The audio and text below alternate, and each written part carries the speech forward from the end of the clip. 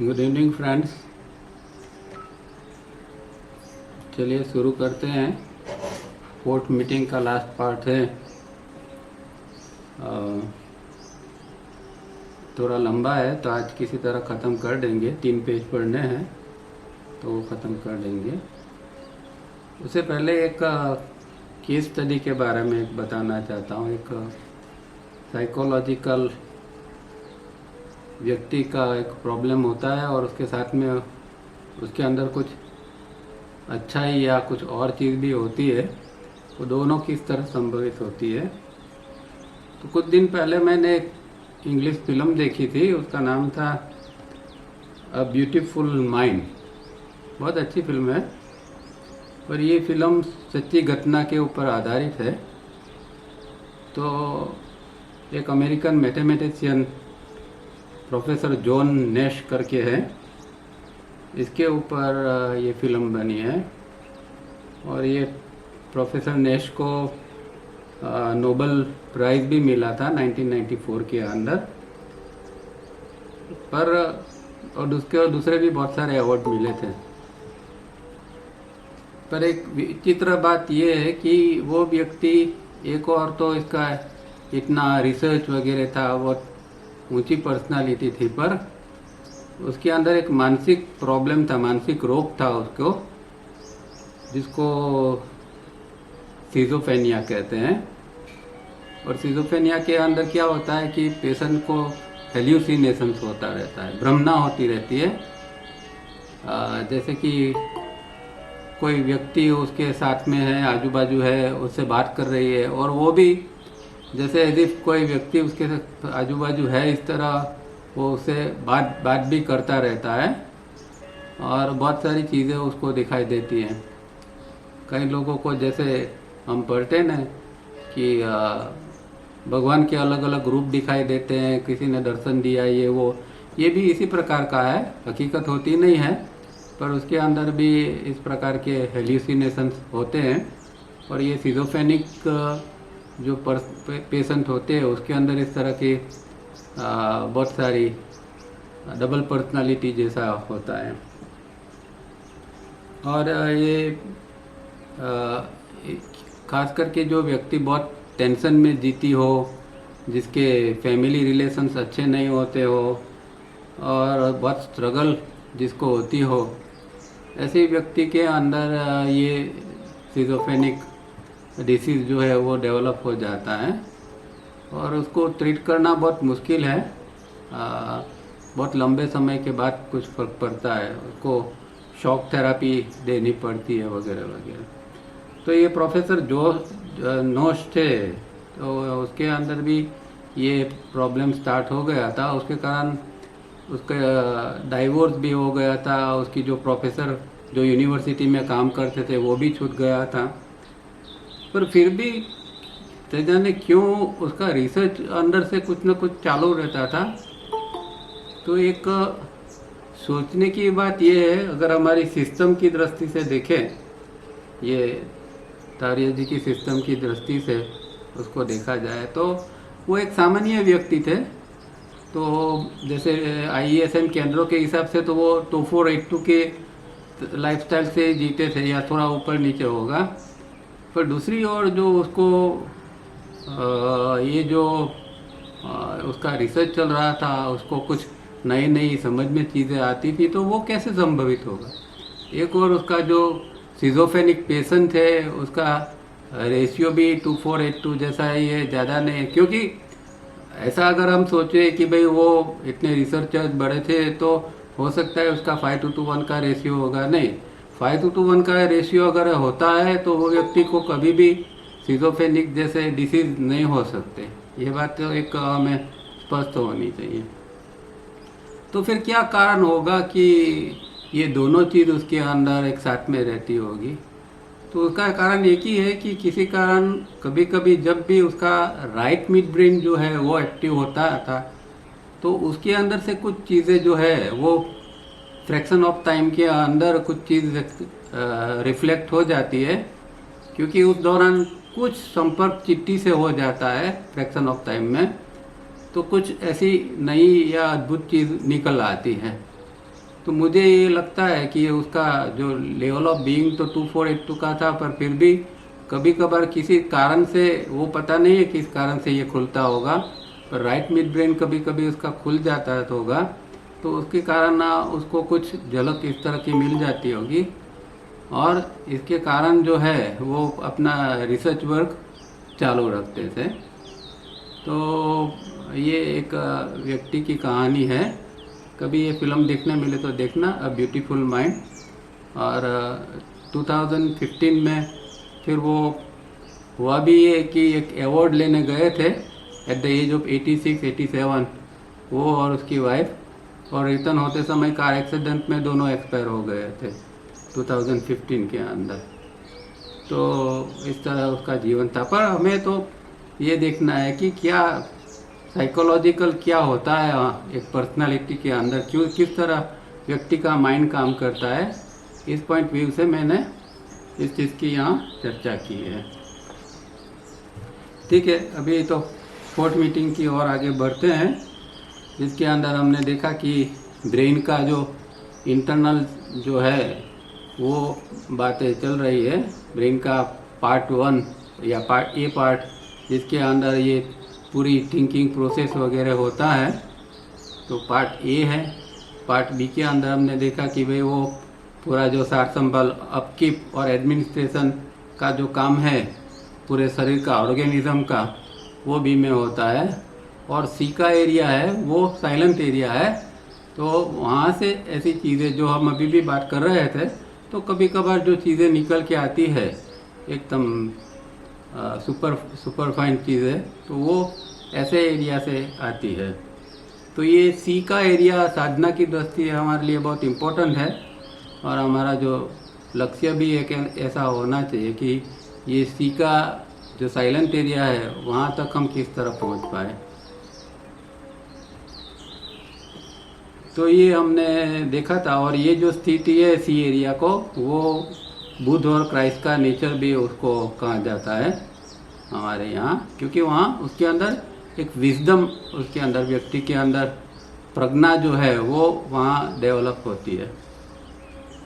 अब इसमें आगे बढ़ते हैं। दिस बुद्धा और Christ nature is pure awareness, high powered awareness. तो ये जो जो जो माइंड बनता है, जिसको बुद्धा का या क्राइस्ट का नेचर या माइंड भी कह सकते हैं, तो वो प्योर अवेयरनेस है। और प्योर अवेयरनेस दूसरा क्या है, हम जानते हैं कि भाई प्योर अवेयरनेस क्या है, तो यूनिवर्सल डिवाइन माइंड है या चित्ती शक्ति है, वो प्योर अवेयरनेस है, वही हाई पावर्ड अवेयरनेस है। तो इसका मतलब ये हुआ कि ये बुद्ध और क्राइस्ट के अंदर जब उनका जो थिंकिंग इंस्ट्रूमेंट है वो बंद हो जाता है, तभी ये जो चित्ती शक्ति जो है वो फिर इसके अंदर एक प्योर अवेयरनेस के रूप में वो अवतरित होती है, ये सी एरिया से, अपना साइलेंट एरिया से। तो ये एक स्थिति के लिए ये ज़रूरी है कि हमारा थिंकिंग एरिया जो ये जिसको हम कहते हैं उसको हमें शांत करना आना चाहिए, तभी ये प्योर अवेयरनेस की स्थिति। क्योंकि यहाँ जो है वो फिर सेल्फ माइंड जो है वो यहाँ नहीं होता है, यूनिवर्सल माइंड ही ये ऑर्गेनिज्म के अंदर आता है और वही काम करता है। उसको जो ज्ञान चाहिए, जो समझना है, वो सारी चीज़ें जो है वो ये यूनिवर्सल माइंड से प्योर अवेयरनेस के रूप में उसको मिलती रहती है। What has Dr. King to say about pure awareness and the silent area? It is to be remembered that pure awareness, irrespective of its object, represents the patterning factor, and such pure awareness should be of an active kind. तो doctor king जिसने इसके ऊपर काफ़ी संशोधन किया था और जिसने हमें बताया कि भाई 30,000 इम्पल्सिस पर सेकंड हमारे ऑर्गेनिज्म के अंदर आते हैं, उनका ये कहना था कि ये जो प्योर अवेयरनेस जो है वो उसका एक पैटर्निंग फैक्टर होता है। तो पैटर्निंग फैक्टर का मतलब क्या कि जैसे हमारे मेमोरी की जो पैटर्न होती है, थिंकिंग की पैटर्न होती है, तो थिंकिंग की पैटर्न की तरह एक अवेयरनेस के भी एक पैटर्न होती है, जिस तरह वो हमारे अंदर आता है उस तरह। पर थिंकिंग पैटर्न या मेमोरी पैटर्न के अंदर क्या होता है कि वो इंडिविजुअल पैटर्न होती है, हर मेमोरी की अपनी एक पैटर्न होती है। यहाँ अवेयरनेस की पैटर्न तो एक पैटर्निंग फैक्टर है, वो इंडिविजुअल मतलब कोई एक कोई मेमोरी पैटर्न की तरह नहीं होती है, एक पैटर्निंग फैक्टर होता है और उसको कोई विषय वस्तु के संदर्भ में नहीं होता है। वो अपने आप में ये जो अवेयरनेस जो जन्म लेती है वो अवेयरनेस के संदर्भ के अंदर ये जो पैटर्निंग फैक्टर डेवलप होती है उसको ये डॉक्टर किंग प्योर अवेयरनेस कहते हैं। और वो एक्टिव फॉर्म में होनी चाहिए, क्योंकि हमने देखा था कि अवेयरनेस पैसिव भी होती है और एक्टिव भी होती है। तो नॉर्मल कोर्स के अंदर ज़्यादातर हम पैसिव अवेयरनेस से ही जीते हैं। अभी ये आप सुन रहे हैं तो ज़्यादातर लोग तो पैसिव अवेयरनेस से ही सुनते होंगे। एक्टिव अवेयरनेस से सुनना एक अलग बात है, उसके अंदर एक चित्त की स्थिति अलग होती है, क्योंकि इसके अंदर अवेयरनेस फ्लो होती रहती है। पर हम जब पैसिवली सुनते हैं थोड़ा आराम से, थोड़ी लिथार्जी से, तो वो सब पैसिव अवेयरनेस से होता है। एक्टिव अवेयरनेस के अंदर हमारा जो माइंड या ब्रेन है वो भी अलर्ट होता है। तो एक्टिव अवेयरनेस से सुनना करना एक अलग चीज़ है, और ज़्यादातर सारी चीज़ें हम पैसिव अवेयरनेस से ही करते होते हुए। पर प्योर अवेयरनेस की में तो कंपलसरी ये एक्टिव टाइप की अवेयरनेस होनी चाहिए। फिर आगे डॉक्टर किंग कहते हैं, the cerebrum is not the last platform, it discharges vast number of nerve impulses, about 33% to motor nerve centers for various responses of the organism to the environmental situation, and 66 directly to the central cerebrum, and 1% to the inner ear for equilibrium reflex. तो उसका मतलब क्या हुआ कि पहली बात तो ये है कि हम अब जानते हैं कि हमारा जो ऑर्गेनिज्म है उसके अंदर जो 100% जो इम्पल्सिस आते हैं, तो 100% कितने आते हैं, 30,000 जो इम्पल्सिस है वो हमारे अंदर पर सेकंड आते हैं। अब उसका जो 33% जो है वो क्या करता है कि वेरियस जो एक रिस्पॉन्स देता है, वो किस तरीके का कि बाहर का जो वातावरण होता है या फिर हमारे अंदर की बॉडी की सिस्टम जो काम करती है उसके अनुरूप जो उसको कुछ काम करना है, रिस्पॉन्स देना है। जैसे कि बाहर के वातावरण के अंदर अभी एकदम ठंडक हो गई है तो बॉडी उसके मुताबिक वो रिस्पॉन्स देगा। बाहर का वातावरण में एकदम गर्मी हो गई है तो बॉडी इसके मुताबिक रिस्पॉन्स करेगा। तो इस तरह जो रिस्पॉन्स हमारा होता है ऑर्गेनिज्म का, वो रिस्पॉन्स जो है वो ये जो 33% आता है। अभी 30,000 का 33% मतलब कितना हुआ, 10,000। तो 10,000 इम्पल्सिस जो अंदर आते हैं उसकी काम क्या, उसका काम करने का क्या है कि वो उसका काम ये है कि वो जो बॉडी को इस तरह का रिस्पॉन्स देने का काम ये करता रहता है। दूसरा जो है बाकी रहा जो 66%, तो 66% कहाँ जाता है कि सेंट्रल सेरेब्रम है, मतलब कि जो ब्रेन का जो बीच में का हिस्सा है, सेंट्रल हिस्सा है, बीच में का हिस्सा है ब्रेन का, उसके अंदर वो इम्पल्सिस चले जाते हैं।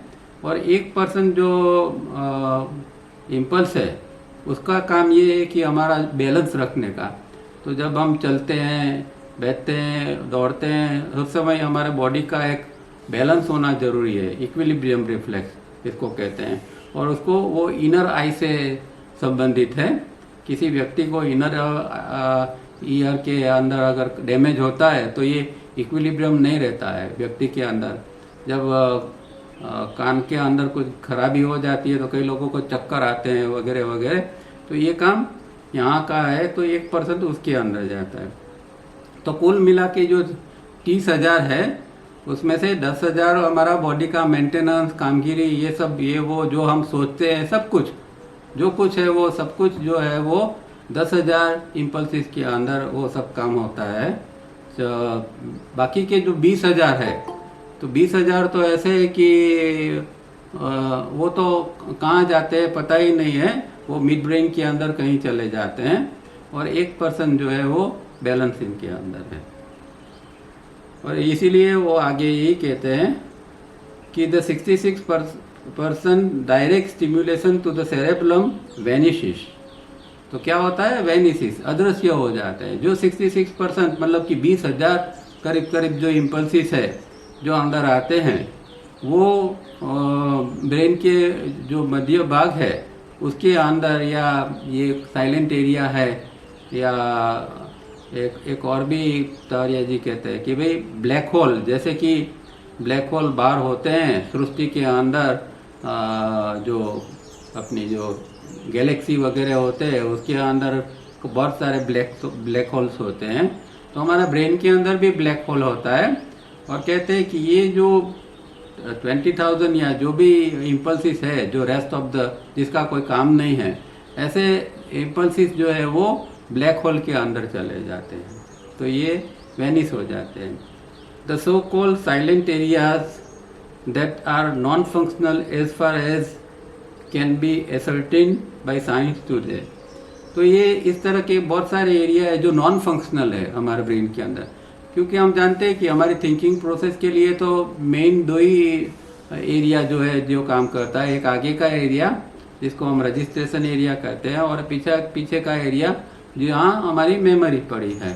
तो ये दोनों एरिया ही हमारी थिंकिंग प्रोसेस के अंदर ज़्यादातर काम करते हैं। बाकी के बहुत सारे एरियाज ऐसे हैं कि जो नॉन फंक्शनल है, निष्क्रिय है, और साइंस ये आज उसका पता लगा सकता है। साइंस भी इस चीज़ का सुनिश्चित कर सकता है कि किस प्रकार के साइलेंट एरियाज हमारे ब्रेन के अंदर भी है। What ever happens at this location is इंटीग्रिंग।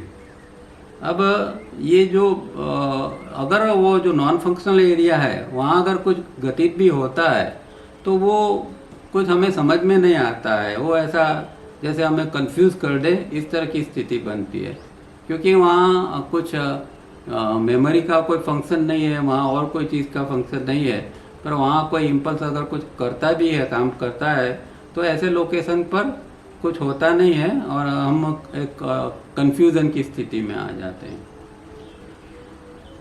The large input is to one of the chief organ of the head brain system. ये अभी भी डॉक्टर किंग के ही कोटेशन चालू है। तो क्या कहते हैं कि लार्ज इनपुट जो हमारे अंदर जो आते हैं वो बॉडी ब्रेन सिस्टम के अंदर, उसके जो ज़्यादातर जो ये है वो हमारा हेड ब्रेन सिस्टम है, मतलब कि हमारा जो अंदर का जो ब्रेन की कामगिरी है उसके अंदर ज़्यादातर इनपुट जो आते हैं, और वो उसका चीफ ऑर्गन उसको कहते हैं। Not only is the output large but concentrated at the specific location, and it is also complex integrated impulse series in the organism, high powered and does not cease even in sleep.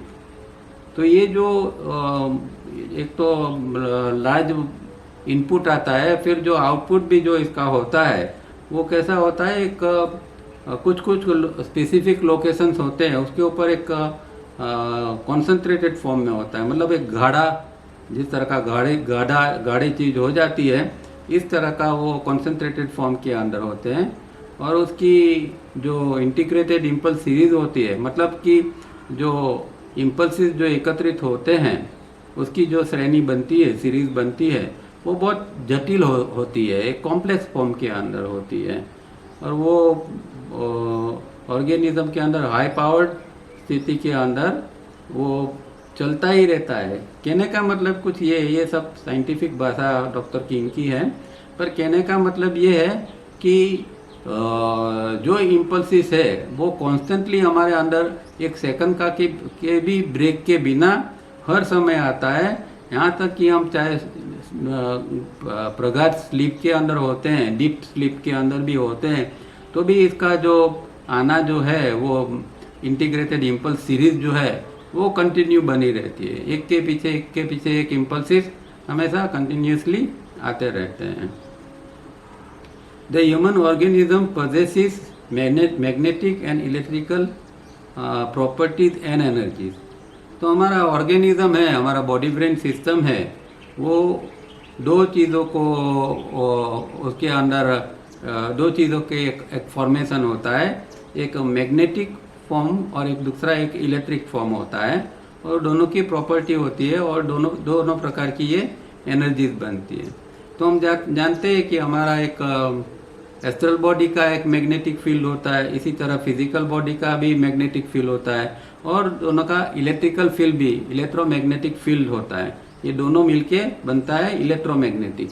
तो electromagnetic field जो होता है वो field जो है वो ही main चीज़ है, क्योंकि जो इम्पल्स आता है बाहर से तो पहले एस्ट्रल का इलेक्ट्रोमैग्नेटिक फील्ड है उसके अंदर जाता है, और उसके बाद में फिजिकल का जो इलेक्ट्रोमैग्नेटिक फील्ड है उसके अंदर आता है। तो ये इस तरह का हमारा ह्यूमन ऑर्गेनिज्म ये पजेस करता है।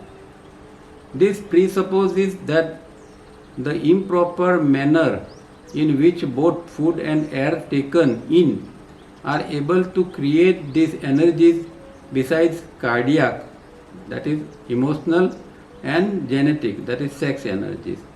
तो ये जो हम ऐसा पूर्वानुमान कर सकते हैं कि जो हम खाना खाते हैं और जो हवा हमारे अंदर आती है वो चाहे इम्प्रॉपर मैनर में हो, मतलब कि वो सही ढंग से न भी आती हो, गलत ढंग से आती है, क्योंकि नॉर्मली तो ऐसा ही है कि हमारा जो खाना है वो जिस तरह खाना होना चाहिए या उसका जो टाइमिंग होना चाहिए वो नहीं होता है, और इसी तरह हवा का भी कि जिस तरह रिदम के अंदर हमारा श्वास चलना चाहिए वो नहीं होता है। तो दोनों इम्प्रॉपर मैनर में होता है। फिर भी ये इस प्रकार की ये मैग्नेटिक इलेक्ट्रिकल एनर्जी तो कुछ ना कुछ बनती रहती है, क्योंकि बॉडी को चलाना है, सरवाइव करना है, तो नेचर ने ऐसा प्रोविज़न रखा है कि चाहे कितना भी गलत रूप से भी कुछ होता हो फिर भी कुछ एनर्जी तो बनती रहती है।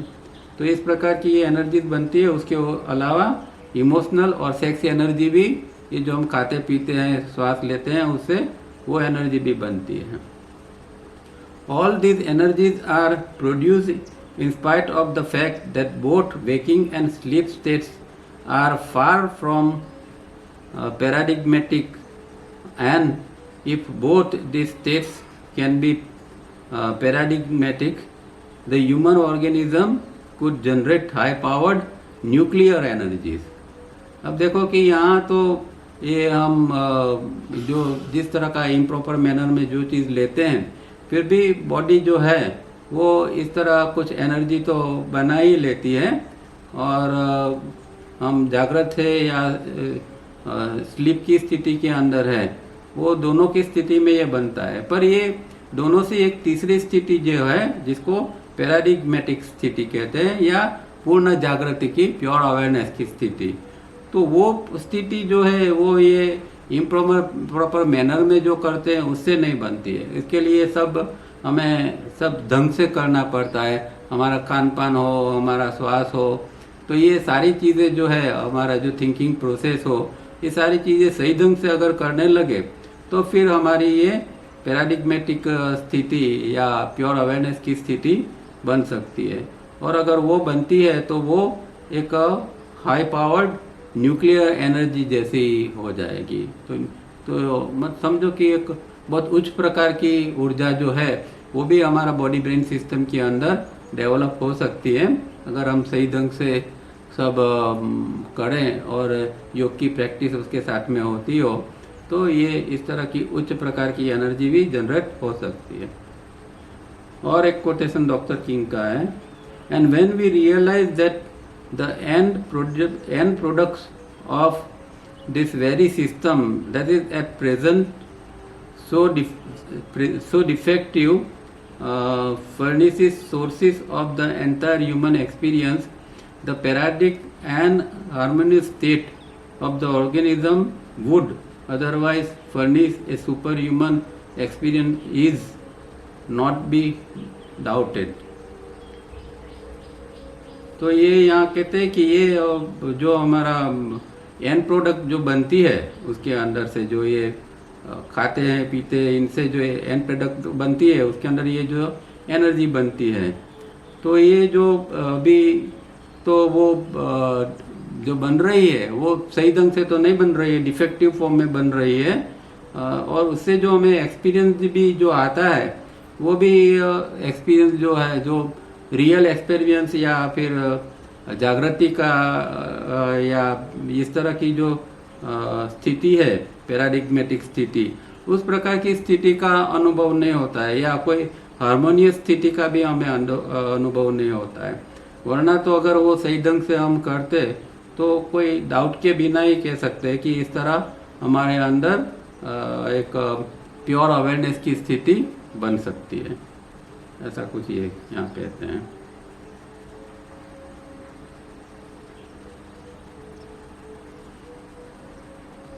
बट अभी यहाँ ये कोटेशन खत्म होते हैं, अभी ये तावरिया जी कहते हैं, but a great tragedy takes place in spite of this constant happening in C the silent area. Every day every moment we remain what we are, ignorant and submerged in doubts and fears। पर problem अभी क्या है कि ये corona ये है कि ये भगवान ने तो ये सब कुछ दिया हुआ है, ये एरिया है, साइलेंट एरिया है, और वहाँ से कुछ इस प्रकार का एनर्जी बनती है, ये कुछ अवतरण होता है, सारी चीज़ें एक जिसको कहें सुपर चीज़ जो है वो सारी चीज़ें भगवान ने दी हुई होती है। फिर भी हम तो कहाँ हैं, हम तो आज वहीं पर है। ये सारी चीज़ें होने के बावजूद जैसे थे वैसे ही है, न कोई हमारा कोई प्रोग्रेस है, न कोई हमारी कोई रेशियो हमारा कोई केंद्रों का चेंज होता है, जो है वो इसी तरह हम तो जीते जाते हैं, और फिर हम इसके कारण ही डाउट और फियर के अंदर डूबे रहते हैं, और इसका ये हमें अनुभव होता है, और इग्नोरेंस का अनुभव होता है।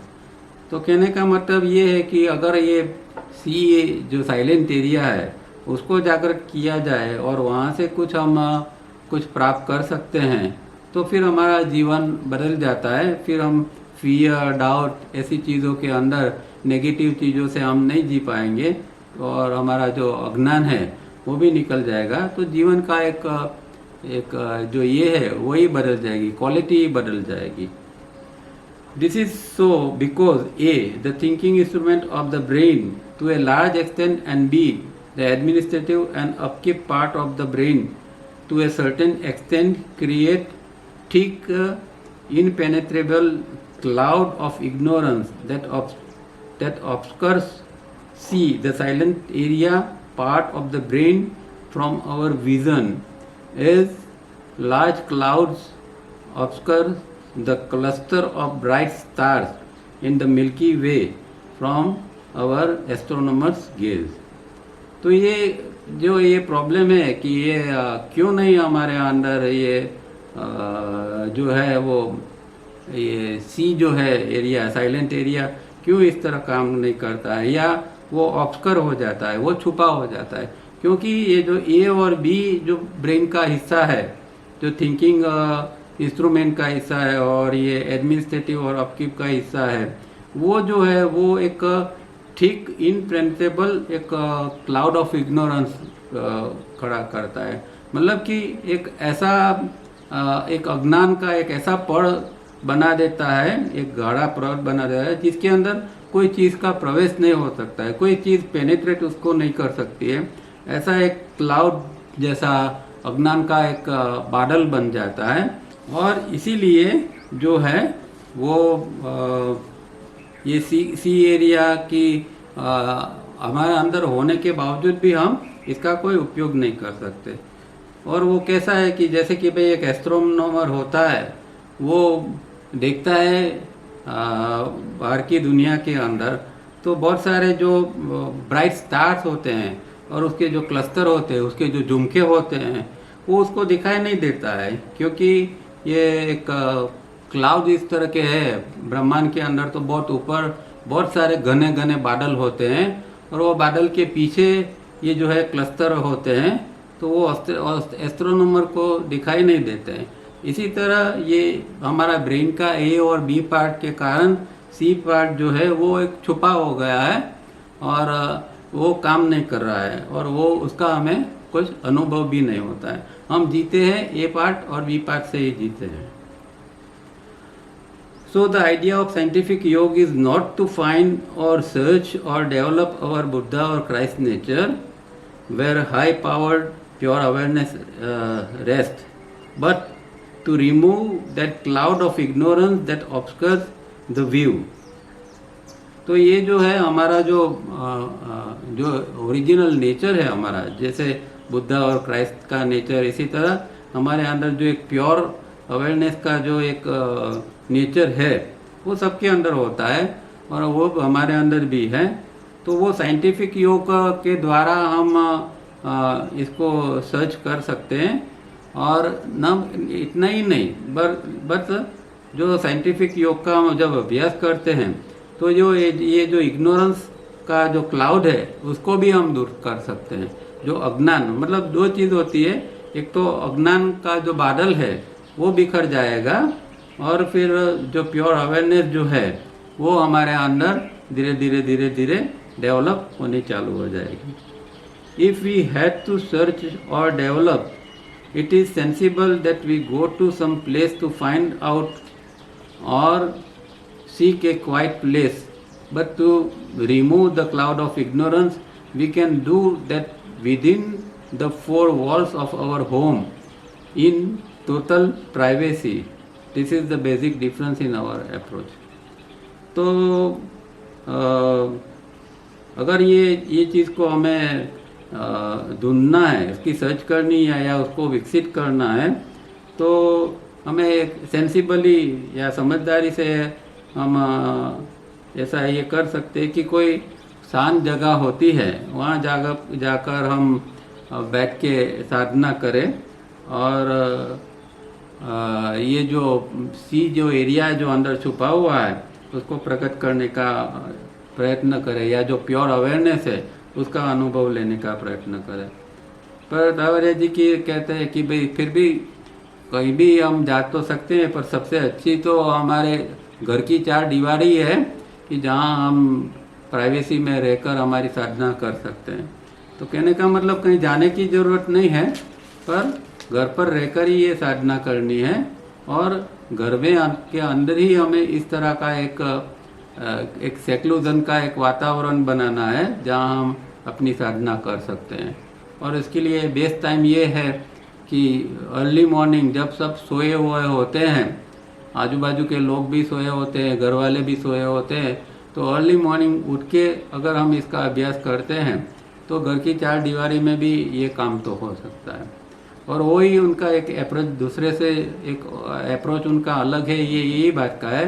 क्योंकि ज़्यादातर लोग ऐसा कहते हैं कि भाई ये सब छोड़ दो, भाग जाओ, कोई दूर शांति से कोई जगह पर चले जाओ और साधना करो, जबकि वो हमेशा कहते हैं कि नहीं, आप जहाँ हो वहीं पर ही आपको साधना करनी है। तो ये उनका अप्रोच ये है। How shall we remove this cloud of ignorance that obscures? We know that this area C is the silent area and the cloud of ignorance is formed and rises in A and B parts of our brain. We have to subject therefore A part of the brain in the particular and also B part to a certain extent disciplines. When these areas are disciplined and ratio 5:1 is established, one is ready for satori. But this sentence is incorrect.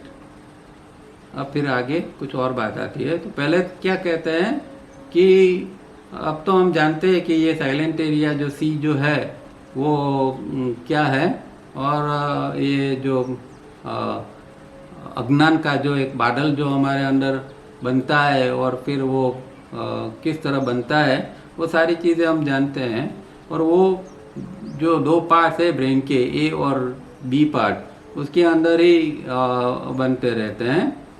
और जो हमें ये जो discipline जो है हमारे अंदर, एक प्रकार की डिसिप्लिन जब डेवलप होती है और हमारा जब रेशियो जो है वो 5:1 का हो जाता है, फिर हम आगे की जो प्रक्रिया है जिसको सतोरी कहते हैं, खास करके ये जैन के अंदर, जैन बुद्धिज्म के अंदर इसको सतोरी कहते हैं। सतोरी मतलब कि अब 3B के एरिया के पार जाने का जो प्रयत्न करते हैं, कहीं इसको लिप भी कहते हैं, एक जंप लगाना वगैरह वगैरह।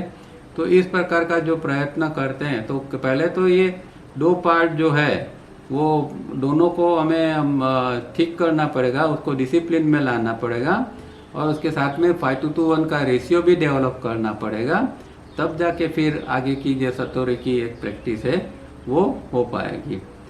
पर कहते हैं कि but this sentence is incorrect. तो ये सतोरी की बात है, वो कहते हैं कि ये बात ठीक नहीं है। What leap, what satori, where are we going, we are only becoming aware of our own Buddha और Christ nature that was within us always. तो कोई कहाँ कोई जाना नहीं है, कोई जंप मारने का नहीं है, कोई सतोरी की कोई प्रोसेस में कुछ करना नहीं है। हमें करना इतना ही है कि हमारे अंदर जो ये बुद्ध और क्राइस्ट का जो नेचर पड़ा हुआ है, जो प्योर अवेयरनेस का नेचर पड़ा हुआ है, उसके प्रति ही हमें जागृत होना है। हमें यही जानना समझना है कि मेरे अंदर भी ऐसी कोई डिविनिटी पड़ी है, एक प्योर अवेयरनेस की स्थिति है, वो क्या है, कहाँ है, बस उसको ही जान लेना, उसके प्रति अवेयर बनना, इतना ही हमारा काम है। और वो तो चीज़ हमें बाय बर्थ मिली हुई है, हर व्यक्ति को मिली हुई है। तो ये बुद्ध और क्राइस्ट नेचर जो है हमारे अंदर पड़ा है, उसको प्रकट करना या उसके प्रति जागृत होना, इतना ही करना है। और इसके लिए तवरे जी और भी एक कहते हैं कि भाई हमारा जो कंप्यूटराइज ऑर्गेनिज्म है उसको थोड़ा ठीक ठाक कर लेना है, उसको वो कुछ बहुत ज़्यादा कुछ करने की ज़रूरत नहीं है। कुछ करेक्टिव मेथड्स अप्लाई करके, अगर हमारे जैसे कि खाना पीना है, स्वास्थ्य किस तरह चल रहा है और ये थिंकिंग प्रक्रिया किस तरह चल रही है, ये तीनों के ऊपर अगर हम काम कर लेते हैं तो हमारा जो कंप्यूटराइज ऑर्गेनिज्म अच्छी तरह काम करने लगेगा। और वो अच्छी तरह काम करेगा तो फिर ये अंदर की जो स्थिति है, ये बुद्धा नेचर जो है हमारे अंदर पड़ा हुआ है, वो प्रकट होने लगेगा, उसके प्रति हम जागृत होते जाएंगे। But because of its sudden bursting on us, we mistakenly call the leap. Many mistakenly believe that they have leaped over or across the cloud, and hence the term satori or leap. Actually, we only remove or disintegrate the cloud of ignorance. तो कहते हैं कि भाई ये क्या होता है कि ये साधना के अंदर, ये बहुत आगे की साधना की बात है, पर एक पॉइंट के ऊपर कुछ बर्स्ट हो जाता है, जैसे कि एक कुछ एक्सप्लोर होता है और ये इस तरह ये होता है कि व्यक्ति को ऐसा लगता है कि जैसे उसने एक छलांग लगा दी और वो ऐसा मानता है कि जो एक क्लाउड है उसके पार वो निकल गया है, जो अज्ञान इग्नोरेंस का जो बादल है उसके ऊपर वो निकल गया। इस तरह वो कुछ गलत मानता है और समझता है और उसको फिर ये सतोरी और लिप वगैरह कहते हैं। पर हकीकत में होता यही है कि खाली के साधना के कारण ये जो है वो इग्नोरेंस का जो बादल है, अज्ञान का बादल है, वो डिसइंटीग्रेट हो जाता है या वो निकल जाता है, रिमूव हो जाता है। बस इतना ही है, इतनी स्थिति अंदर से करनी है। चाहे इसको कोई अलग अलग सिस्टम के अंदर जो भी उसको नाम देना चाहे दे, इससे कोई फर्क नहीं पड़ता है। करना इतना है कि ये जो अज्ञान का बादल है, तो मतलब क्या हुआ कि ज्ञान क्या है। तो जब हम ये बुद्धा नेचर को जानते हैं तो बुद्धा नेचर को जानना यही ज्ञान है। इसलिए हम शब्द यूज करते हैं ना हमारे भाषा में कि भाई आत्मज्ञान। तो आत्मज्ञान क्या है कि जो अंदर जो ये बुद्धा नेचर पड़ा है उसको, वो क्या है उसको जान लेना, उसको समझ लेना, वही ज्ञान है। और वो नहीं जानना वो अज्ञान है। तो वो अज्ञान फिर निकल जाता है और ये बुद्धा नेचर का ज्ञान हमें हो जाता है। इसको प्रज्ञा भी हम कह सकते हैं। Another point one has to understand clearly is that the front lobe, the registration area, a subpart of thinking instrument A, is very important. Anything registered here becomes experience, and It does not matter whether it is active or passive awareness. In other words, whatever that does not reach here and does not register, an individual will never be aware of either actively or passively. This is important. अब यहाँ दूसरी important बात बताते हैं कि ये जो हमारा आगे का हिस्सा है जहाँ हमारा 4 केंद्र IESM केंद्र काम करते हैं, जिसको हम रजिस्ट्रेशन एरिया भी कहते हैं, और वो थिंकिंग इंस्ट्रूमेंट का वो सब पार्ट है। अब वो जो पार्ट है वो उसकी कामगिरी जो है वो बहुत इम्पोर्टेंट है, क्योंकि अगर कुछ भी अनुभव हुआ, जैसे कि भाई साइलेंट एरिया सी के अंदर आपको कुछ अनुभव हुआ, पर अगर वो अनुभव यहाँ रजिस्ट्रेशन एरिया में आके रजिस्टर्ड नहीं होता है तो आपका उसका भान नहीं होगा, आपको वो आप सचेत नहीं उसके प्रति बनोगे। तो किसी ने अनुभव अंदर अंदर तो कर लिया, पर वो उसको ज़रूरी ये है कि ये सी एरिया से ए एरिया के अंदर आना चाहिए और उसका रजिस्ट्रेशन होना चाहिए कि मुझे ये अनुभव हुआ। तो वो तो ज़रूरी है, नहीं तो फिर अंदर जो अनुभव हुआ वो एक्सप्रेस वो व्यक्ति कैसे करेगा। जैसे कि भाई एक ये सी एरिया से कोई इंट्यूटिव परसेप्शन हुआ और व्यक्ति को कुछ प्रकार का ब्रह्मांड का ज्ञान हुआ। अब वो व्यक्ति जब लिखती है और बोलती है तो उसका मतलब ये हुआ कि ये उसका जो अनुभव है वहाँ कहीं रजिस्टर हुआ है, उसको ज्ञात है, इसीलिए वो व्यक्ति बता रही है। वो अंदर ही अंदर अनुभव हो गया और वो रजिस्टर्ड नहीं हुआ तो फिर वो चीज़ वो कभी भी बता नहीं सकती है। तो ये एक प्रोसेस है कि सी एरिया में जो होता है उसको फिर ए एरिया तक भी उसको ले जाना पड़ता है ताकि वो रजिस्टर्ड हो। तो ये एक बहुत इम्पोर्टेंट बात साधना के लिए भी है कि अगर ये रजिस्टर नहीं होता है तो हम बहुत सारे रहस्य को फिर बुद्धि से समझ नहीं सकते हैं। और एक अनुभव हो गया, फिर इसको किसी को कहना है, किसी को समझाना है। जैसे कि तावरिया जी ने ये purpose of birth and death लिखा, तो बहुत रहस्यमय चीज़ें उसके अंदर लिखी है। तो डेफिनेटली उन्होंने वो कहीं से उसको उसके अंदर कोई आविष्कार हुआ होगा, उसके अंदर कोई ये परसेप्शन हुआ होगा, फिर वो उनके ये रजिस्ट्रेशन एरिया में गया, तभी वो फिर ये किताब में ये सारी चीज़ें वो लिख पाए। तो इसी तरह ये चीज़ का होना जरूरी है।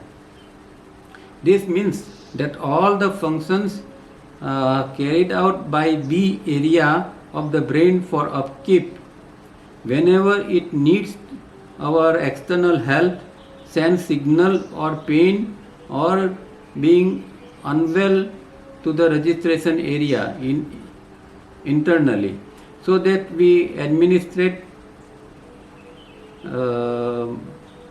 whatever we can with the help of a physician। अब क्या होता है कि ये पहली बात ए एरिया की हुई। अब दूसरी बात जो है बी एरिया की है ब्रेन का, जिसके अंदर काम वो जो एडमिनिस्ट्रेटर का और ये अपकीप का मतलब सार संभाल लेने का जो काम है। तो अगर कोई हमारे बॉडी ब्रेन सिस्टम के अंदर कुछ गड़बड़ी हुई, मानो के अंदर दर्द होता है, कुछ होता है, तो ये दर्द जो है वो एक भाषा है, शरीर की भाषा है, या एक ब्रेन को बताने के लिए एक प्रकार का सिग्नल है। कोई चीज़ अंदर खराबी है तो अंदर तो कैसे जानेंगे, हमें तो कुछ पता नहीं। अभी मानो के पेट के अंदर कुछ गड़बड़ हो गई तो कैसे पता चलेगा कि पेट के अंदर गड़बड़ है। तो ये शरीर का एक मैकेनिज्म भगवान ने ऐसा बनाया है कि अंदर ही अंदर जो है वो एक पेन का सिग्नल उठता है और वो ब्रेन की ओर जाता है। ब्रेन को पता चलता है कि भाई पेट के अंदर कुछ गड़बड़ी है, तो फिर हम फिजिशियन के पास जाते हैं या कुछ दवा लेते हैं, कुछ करते हैं और उसको नॉर्मल करने का प्रयत्न करते हैं। तो ये भी एक बहुत अच्छा मैकेनिज्म भगवान ने बनाया है कि इस तरह का रजिस्ट्रेशन एरिया में ये ब्रेन के अंदर जाना और इस तरह उसको रजिस्टर होना, ये अनुभव का जरूरी है। वो चाहे शरीर के अंदर का सुख का अनुभव हो या दुख का अनुभव हो, वो दोनों का रजिस्ट्रेशन होना जरूरी है, तब भी फिर हम कुछ इसके ऊपर काम कर सकते हैं। On the other hand, whenever we want to deaden pain, we see that it is not registered in the relevant part of the minor or head brain। अब इससे विपरीत कोई चीज़ है जिसको हमें दबा देना है, कोई पेन है उसको हमें दबा देना है, छुपा देना है, तो क्या करना पड़ेगा कि उसको वो एरिया में के अंदर, रजिस्ट्रेशन एरिया के अंदर उसको जाने नहीं देना पड़ेगा। वो उसको वो चीज़ को रजिस्टर्ड नहीं होनी चाहिए। तो जैसे कि ये जब ऑपरेशन होता है तो व्यक्ति को बेहोश किया जाता है, तो ये सारी चीज़ें जो है वो एनेस्थेसिया वगैरह देते हैं।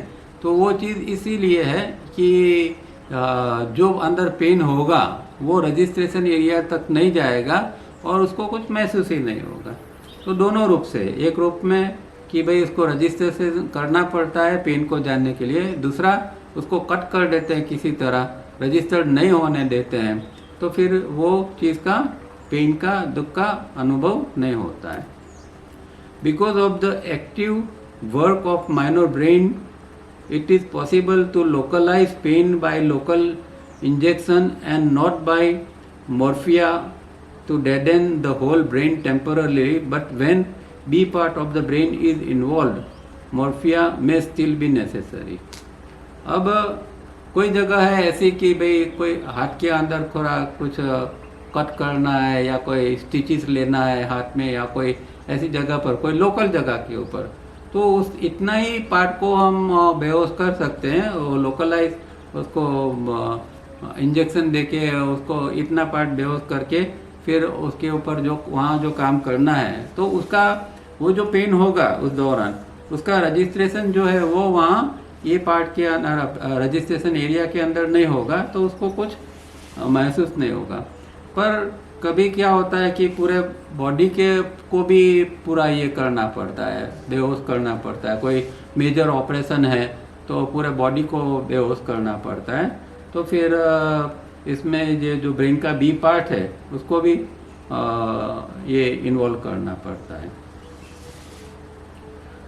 To understand this much is good, but it is not all.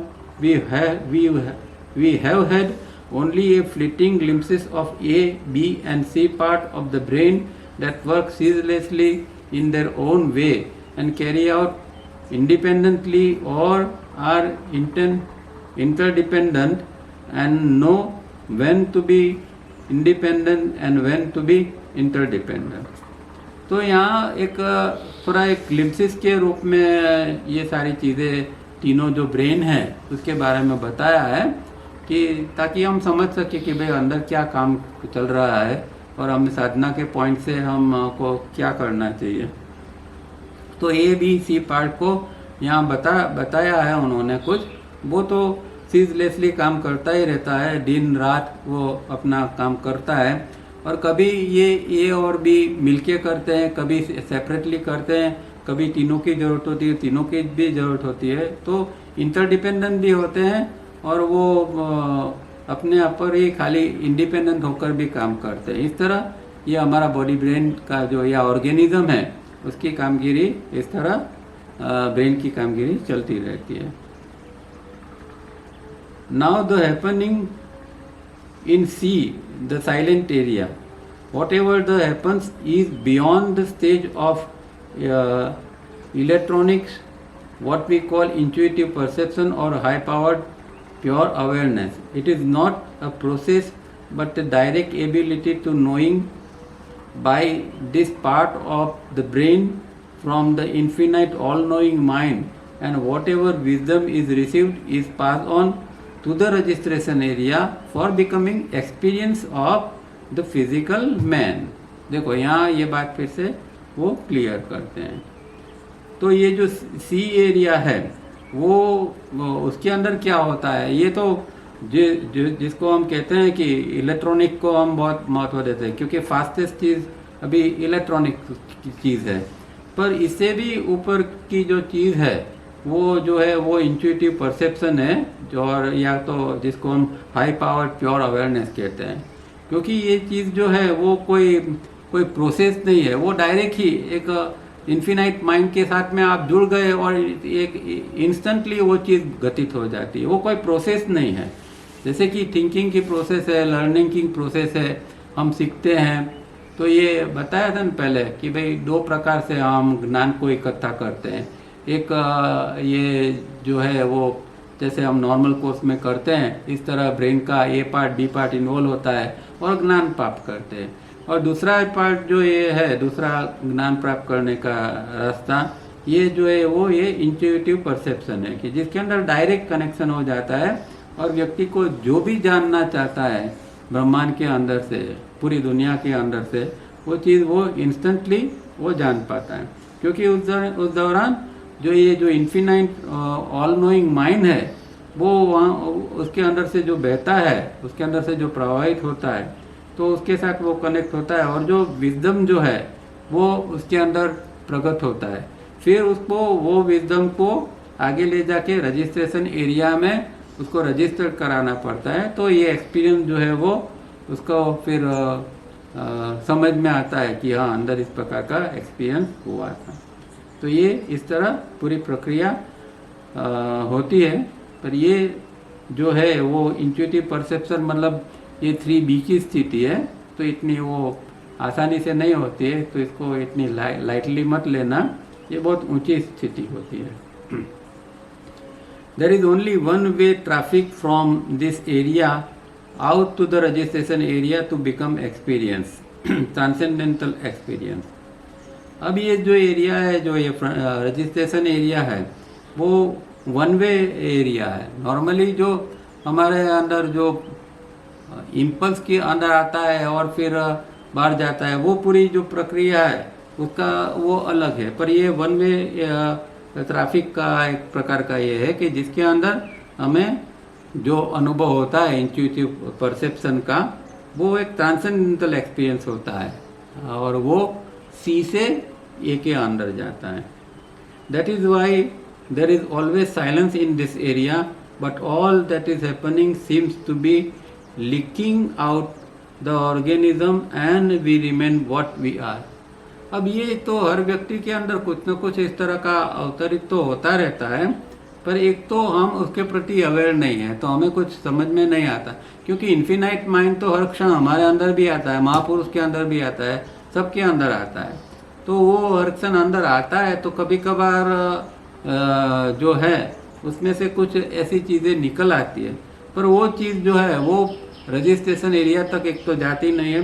दूसरी बात, वो लीक होता है, क्योंकि हमारे सिस्टम को अभी हमने बायोलॉजिकली कंप्लीट नहीं किया है, तो सिस्टम के अंदर बहुत सारे लूप होल्स है, तो उसके वजह से लीकेजेस कुछ ना कुछ होते रहते हैं। तो वो लीकेजेस के कारण वो जो है वो अनुभव हमें महसूस नहीं होता है, या इस प्रकार का हमें ट्रांसेंडेंटल एक्सपीरियंस ले नहीं सकते हैं। तो फिर हम वैसे ही हम रह जाते हैं। Because whatever that reaches the registration area from C, the silent area, is ceaselessly thrown out of the organism at point number 8. Because for people with 2:4:2 ratio, or who are in other words not anchored in 5:2:1, have a very heavy traffic at the registration area, and that too of a mad, wild torrent, and in this the mild stream of that comes from C, the silent area, is washed away remorselessly, slowing down the traffic.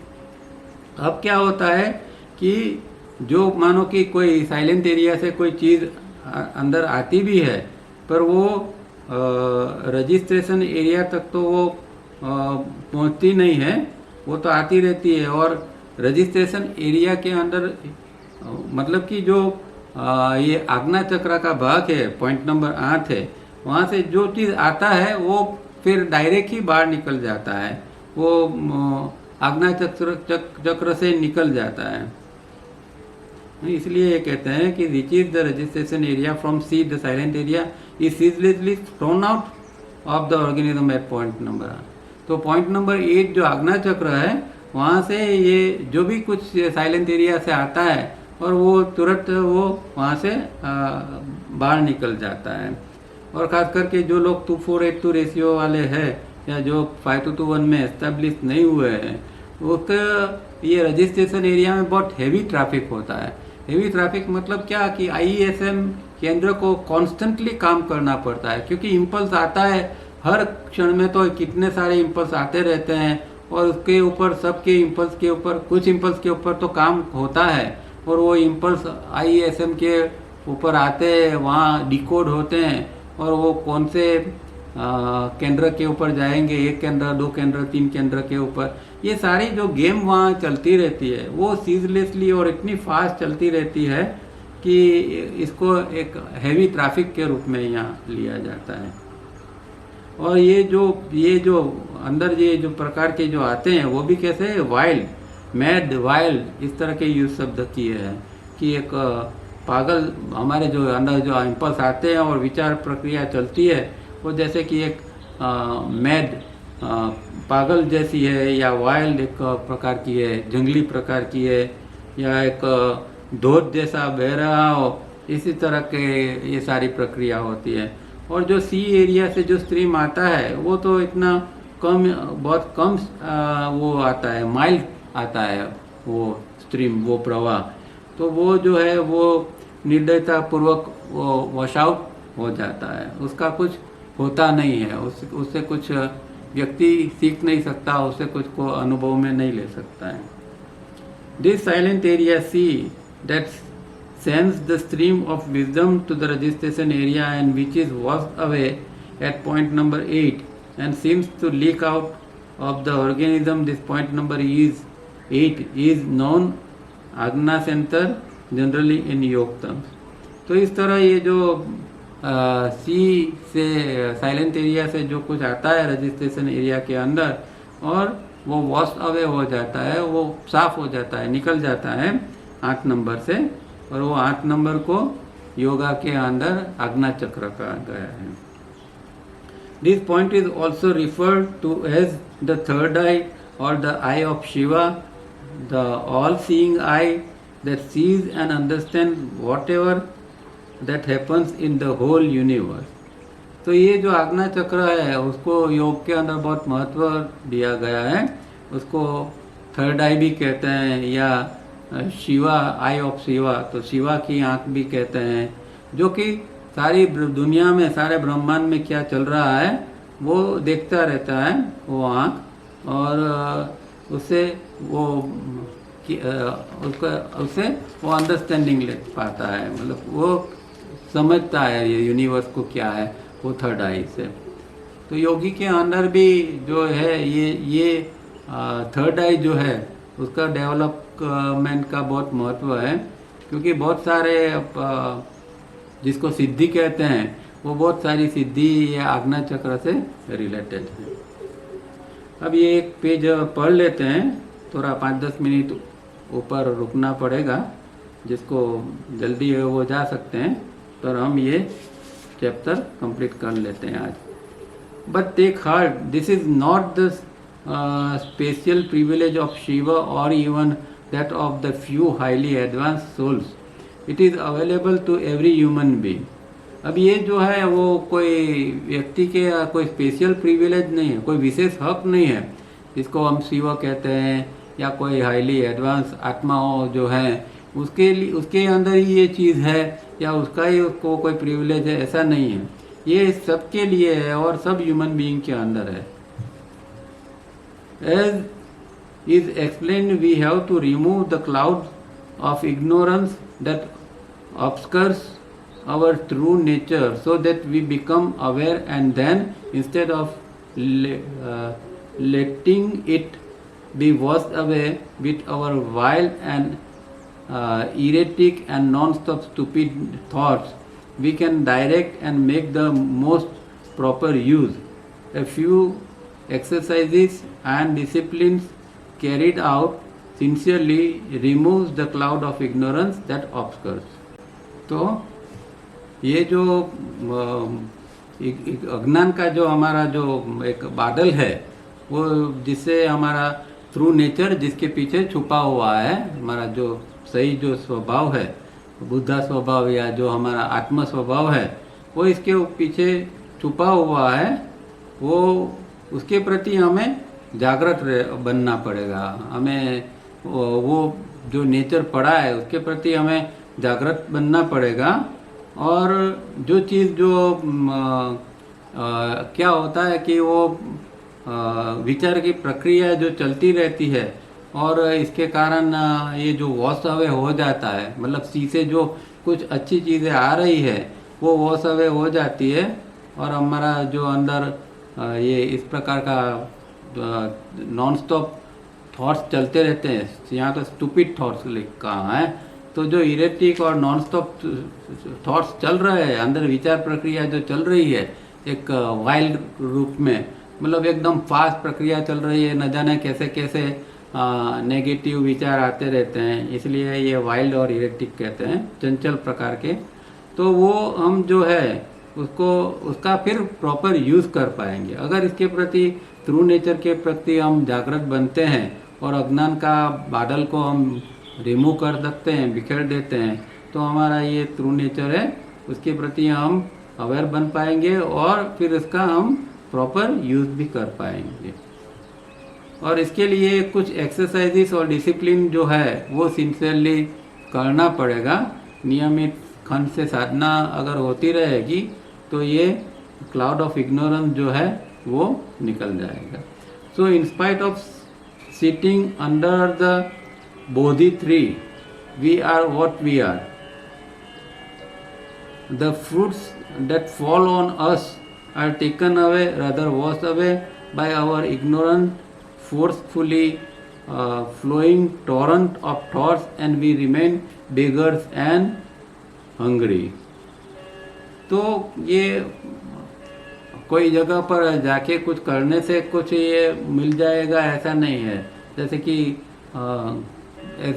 एक बोधि वृक्ष है, कहते हैं कि भाई भगवान बुद्ध ने जिस ट्री के नीचे बैठकर उनको साक्षात्कार हुआ था उसको बोधि वृक्ष का कहते हैं।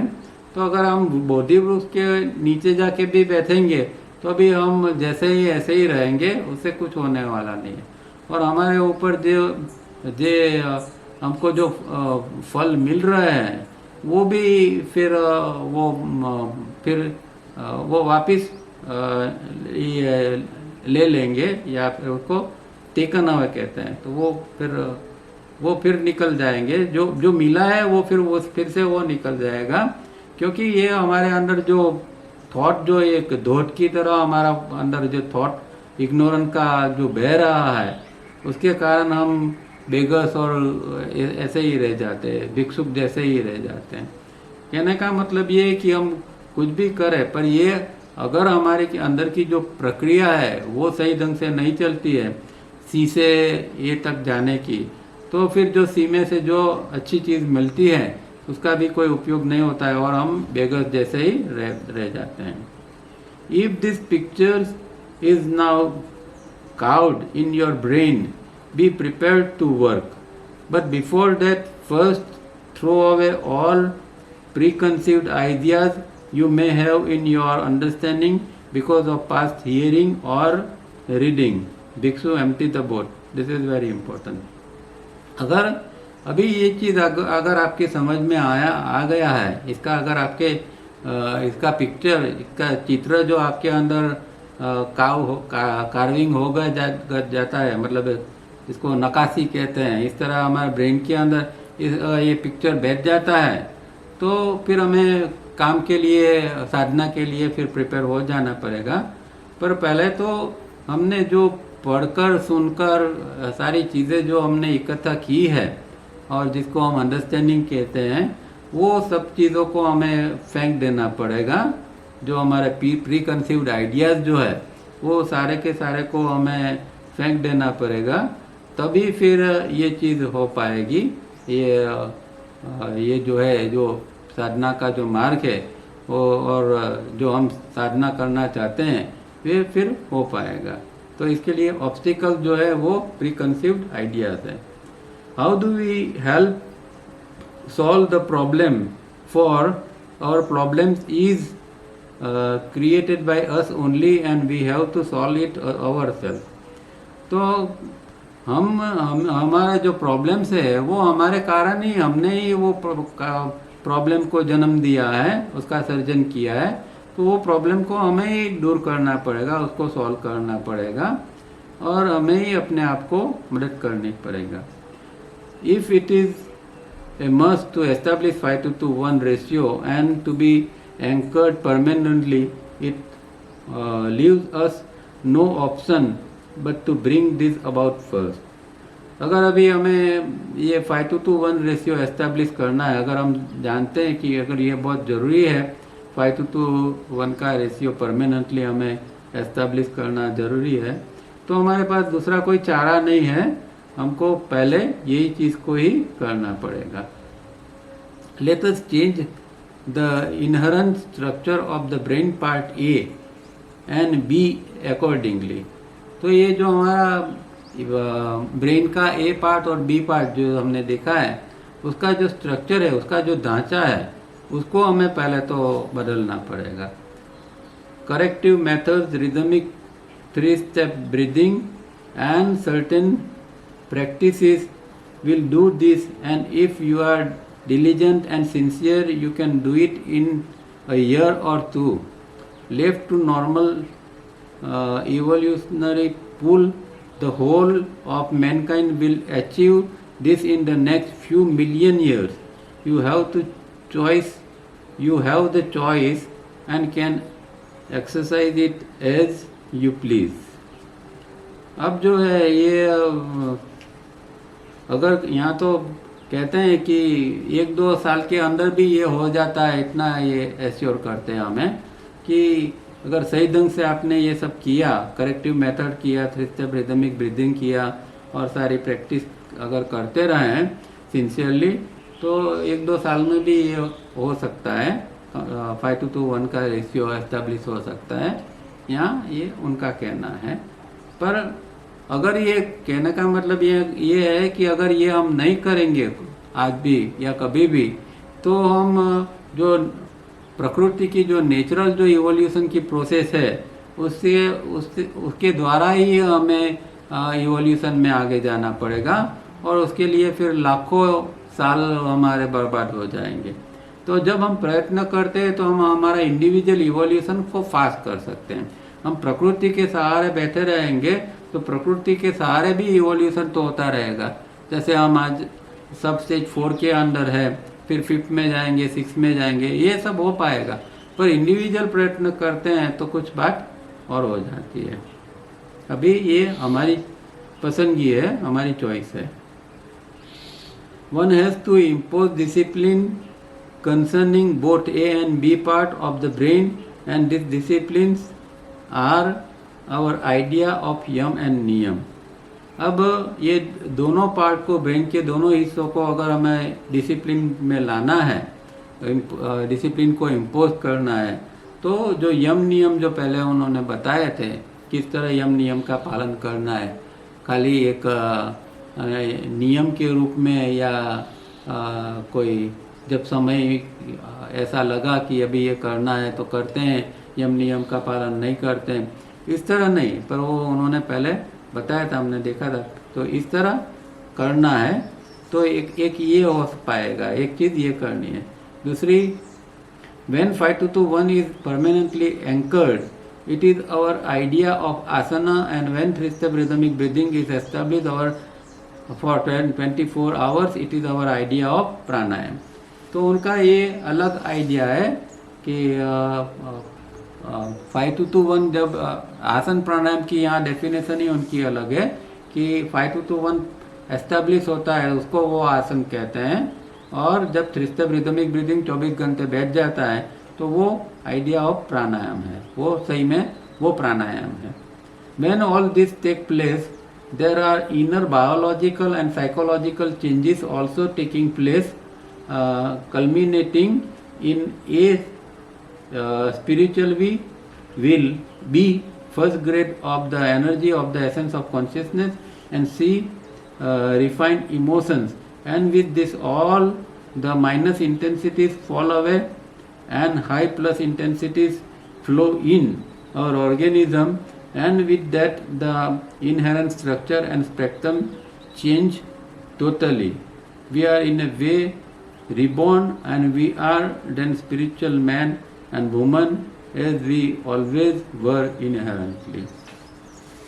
तो अब क्या करना है कि तो जब इतना हो जाता है 5:1 का रेशियो एस्टेब्लिश हो जाता है वगैरह, इतना हो जाता है, तो फिर हमें जो बायोलॉजिकल और साइकिक लेवल के ऊपर हमारा एक चेंज चालू हो जाता है। और इसके कारण क्या हमारे अंदर नई चीज़ बनती है, एक स्पिरिचुअल विल बनती है। दूसरी जो एक सुपर एनर्जी जो है, जिसको energy of essence of consciousness कहते हैं, जिसको तावरिया जी बहुत महत्व देते थे, उसका जो फर्स्ट ग्रेड है, नॉर्मली हम थर्ड ग्रेड में जीते हैं इसके साथ में। अगर वो फर्स्ट ग्रेड में आ जाती है, उसके साथ में स्पिरिचुअल विल बनती है और हमारे इमोशंस रिफाइंड हो जाते हैं, तो हमारे अंदर का जो स्ट्रक्चर है, जिसको स्ट्रक्चर और एक्सेप्टेंस कहते हैं, और हमारा उसका जो स्पेक्ट्रम है वो बदल जाएगा। मतलब कि अंदर का जो ढांचा है वो पूरा, जो एक पुराने इंसान थे, आज तक हम जीते आते थे, वो नहीं, अभी एक नया इंसान बन जाएगा, एक रीबॉर्न व्यक्ति हो जाएगा। और वो फिर वो सही माने में वो स्पिरिचुअल मैन और वीमेन होगी कि जो हमें ओरिजिनली हम है ही, हमारे इनहेरेंटली वही है, वो जो अभी दबा हुआ है वो चीज़ फिर इससे बाहर हो पाएगी। This results in slowly disintegrating the cloud of ignorance that obscures our Buddha or Christ nature that has been with us always, and we become a new species of humanity. तो जब ये होगा तो इतना होने के बाद में फिर हमारा जो क्लाउड ऑफ इग्नोरेंस है, अज्ञान का बादल है, वो भी फिर डिसइंटीग्रेट हो जाएगा, वो ख़त्म हो जाएगा। और जो बुद्धा नेचर है हमारा, जो आत्मा नेचर है, आत्मा का स्वभाव है, वो फिर प्रकट होने लगेगा। और जैसे कि कोई एक नई ह्यूमैनिटी की एक व्यक्ति है, ये यहाँ के हम व्यक्ति ही नहीं है, ऐसे व्यक्ति हम हो जाएंगे, क्योंकि अंदर का पूरा समझ, जो सिस्टम, समझ, स्ट्रक्चर सब कुछ बदल चुका है, उसका नज़रिया बदल चुका है। वो व्यक्ति कुछ अलग होगा जिसकी हम कल्पना नहीं कर सकते, ऐसी व्यक्ति बदल जाती है। Up to the time that we do not take the administration of our estate in our own hand, it will be looked after by our brain areas A and B, and just as we tend to make our cars, planes and other gadgets automatic in their function, so brain areas A and B have made most of the processes automatic also, and when it is so, our experience and awareness is passive and automatic also.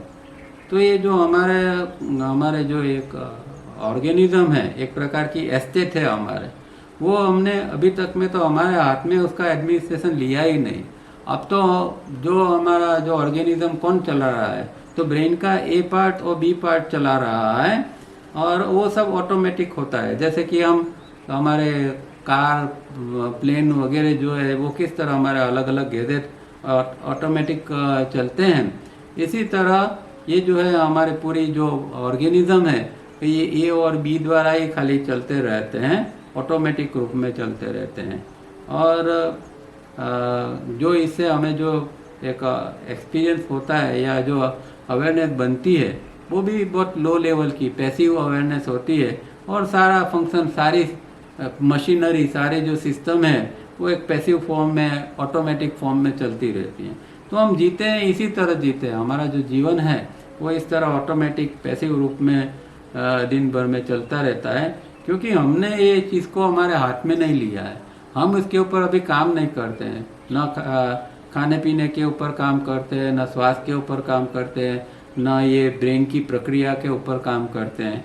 तो ये एक passive form में, automatic form में चलता रहता है। Finally when we are totally aware of all that goes on in A and B, more so in A area of the brain, together with full awareness as to the performance of the organism, we realize that we are not the brain only, nor mind, and then submerge in the thought as to what we are. We realize what we are in reality. तो जब एक इस चीज़ों से हम ऊपर उठ जाएंगे, अब ए और बी एरिया से हम खाली नहीं जिएंगे, इससे हम जब ऊपर हो जाएंगे और जब हमारे अंदर फुल अवेयरनेस काम करना चालू कर देगी, तो फिर हमें पता चलेगा कि तब एक रियलाइज होगा कि नहीं, मैं शरीर नहीं हूँ, न मैं मन हूँ, न ये ब्रेन हूँ, कुछ नहीं हूँ, पर जो सही मायने में मैं क्या हूँ, इन रियलिटी, वास्तविकता में सही मायने में मैं क्या हूँ, इसके ऊपर फिर हमारा विचार जाएगा। उसके बाद हमारा चिंतन होगा कि मैं सच में क्या हूँ, हु एम आई। तो हु एम आई जो है वो यहाँ फिर प्रश्न उत्पन्न होता है, इसके पहले नहीं। इससे पहले तो हमें ए और बी एरिया को ठीक करना पड़ता है, और बाद में जब ये अवेयरनेस आती है तब हम पूछते हैं कि हु एम आई, तो हमें फिर इसका सही अनुभव मिलेगा। The greatest of all mantras, the bij mantra Om Satyam Param Dhimai will eventually give the reply as to what is the supreme truth. For supreme truth cannot be written down in words, for it is the highest and final experience. अब last में ओम सत्यम परम धीमहि, जिसके जो खास उनका एक पसंदगी का मंत्र था, एक गायत्री मंत्र, और गायत्री मंत्र का भी बीज मंत्र ये ओम सत्यम परम धीमहि को कहते थे। और वो जो है वो बताता है कि सुप्रीम ट्रूथ क्या है, पर ये सुप्रीम ट्रूथ जो है वो कभी भी वो उसका ना वर्णन कर सकते हैं, ना उसको शब्द में डाल सकते हैं, ना लिखा जाता है। ये एक जो है वो हाईएस्ट ट्रूथ जो है उसका एक फाइनल एक्सपीरियंस व्यक्ति को होता है, और वो है ओम सत्यम परम धीमहि। तो यहाँ मीटिंग ख़त्म होती है, काफ़ी समय ऊपर हो चुका है, तो हम यहाँ समाप्त करते हैं। कोई प्रश्न हो तो हम नेक्स्ट टाइम ले लेंगे, यहाँ रुकते हैं। थैंक यू, नेक्स्ट टाइम मिलेंगे। Thank you sir. हाँ, thank you, thank you Tarabai. Thank you, thank you, thank you.